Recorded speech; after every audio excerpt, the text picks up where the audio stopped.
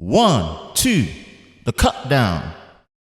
We're going to be talking about the Apple iPad Pro 2021 refresh and what the hell of a refresh it was, because they went and just took the M1 chip in what you'll find in the Mac Mini. They refreshed my MacBook Pro 13, the iPad Air, the new refresh of the M1 iMac with all the 7 different colors, and they've now gone and put that into an iPad Pro. Why? What is almost the point? And I said this in my spring-loaded recap video that I did on Lover of Tech, definitely in the cards above, man. Go watch it. And obviously we're breaking it down in the cut down right now, that I am actually tempted, but there are scenarios on this new iPad Pro that really irk me. There's one major one that irks me, and it should be absolutely obvious, where I think where they're going with this, they really need to pull it together in regards to really making an iPad make sense. Make it make sense, because right now it's really not making sense. And we're going to talk about that. I discussed it, but we're going to break it down cut down style. Here we are, iPad Pro, but there is a catch. There is a very, very, very, very sneaky catch in here, because it's not just the fact that it's M1 powered. Yes, it's supercharged. It's got the M1 chip in there, and it again praising the scalability of the M1 platform. It's phenomenal to see this. It's in an iPad. Let's praise that for a minute. That is crazy. That is crazy. It has been supercharged, yes. Mind-blowing performance, yes, absolutely. But then we now have the center grail of what Apple have been working on, which is their XDR Liquid Retina to the extreme mini LED display technology, which should give you almost the best of both worlds in simple terms of in-plane switching LCD IPS displays, as well as organic light emitted diode OLED displays. You've got 5G capabilities now, and as you can see, crazy. Everything you know about the M1 is now going to pretty much be in the iPad Pro. This is nuts. This is nuts. But this is the next thing when we're talking about the display. This mini LED technology allows for the best part of it, which is maximum sustained brightness of 1,000 nits all screen. That is insane. And a peak brightness of 1,600 nits, when I'm assuming that's for HDR content, and a 1,000,000:1 contrast ratio. And you're still keeping 120 Hz ProMotion display, but you're only getting it on the 12.1. Oh, the pain you've got to deal with. They've broken two features apart. This is iPad Pro, so this is iPhone 12 Pro and 12 Pro Max all over again. Oh no, it's like an oh yes and oh no at the same time. This is the mini LED screen technology, which is impressive. It's impressive, especially like having all these local dimming points to be able to max out all screen at 1,000 nits. It is impressive. Look at that, over 2,500 local dimming zones. That's impressive. But the 11-inch is just left alone. That is sad. I don't know whether it's a footprint and size limitation, but we're going to talk about that afterwards. Yes, 5G. Yes, Wi-Fi 6. Thank you. Cameras, there's a new ultra wide that's 122 degree for the selfie camera with center stage that keeps you in the center frame, which is great. Nvidia actually have that in their broadcast software for things like RTX voice and that. So we've seen this from Nvidia. Just put it out there. This isn't something that is exclusive to Apple. Obviously, you've got the light detection, radar scanner, and also you've got the ultra wide as well as the wide. And these are pro level cameras. And obviously with the ISP of the M1 chip as well, you should be getting some good performances there in terms of the images. So, which is good.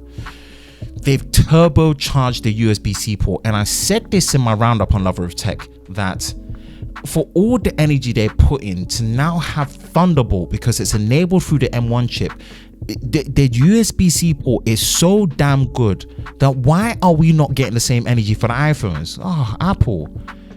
What it should do is fix the display scaling problem, because Apple with their iPads, when they were outputting with black bars on the right and the left, and hopefully that scaled it, and now you're getting 6K resolution because of the power of the M1. And you've got the Thunderbolt capabilities that come with it as well. So the possibilities are endless. The Magic Keyboard, we're going to get into that. There's a new white color, which I say avoid. It's going to get dirty. It's going to look fine for how long, then it's just going to get mad dirty. Obviously, Apple Pencil support, yada, yada, yada. iPad OS. Oh, we are going to talk iPad OS for sure. Cool. Tech specs. Quick roundup on that. Up to 2 terabytes of internal storage and up to 16 gigabytes of RAM. Up to 16 gigabytes of RAM. 8 gigabytes and 16 gigabytes of RAM. There's another thing here. They're still giving the charger, yeah? And look at the disparity here.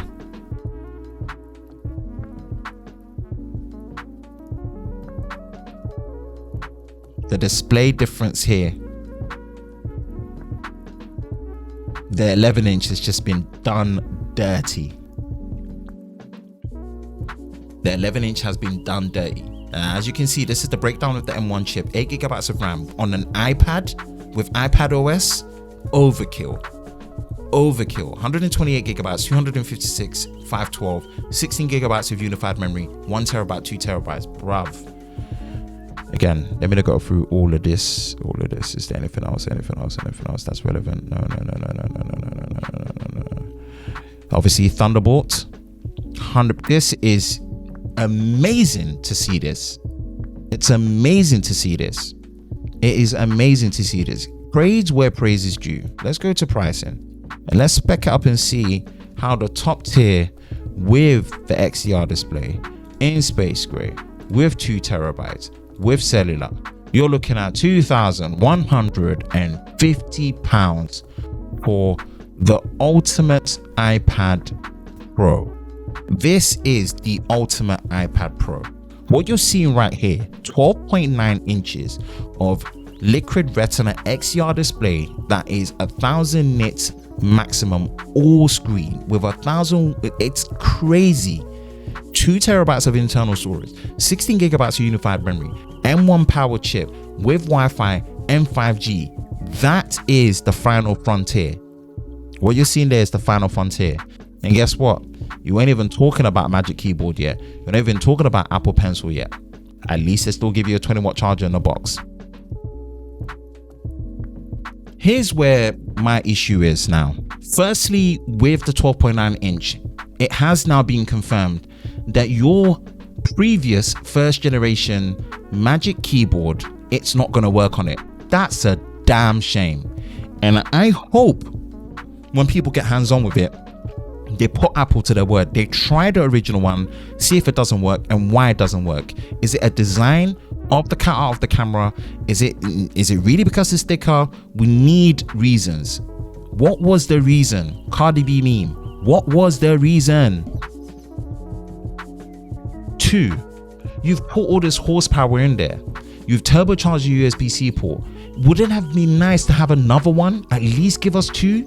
I'm waiting for the day, and please someone quote me if there is a manufacturer that makes tablets that's actually decided to put 2 USB-C ports on their tablets. It's more than capable. I would have loved to have seen two, one on opposite sides. That's just me personally. That's one of the main things that really hold me back. Then you've got the keyboard, obviously that's not supported. You have to shell out another $354. But my biggest gripe is all of this power. What are we doing with it on iPad OS? What are we doing with it on iPad OS? iPad OS, from what I can see, you're on Zoom, you can't come out and do other things. You can't see a status bar when you're transferring. Look, I'm glad it broke away from being called iOS. Praise where praise is due. I'm glad it's now got its own platform where it improves so much with,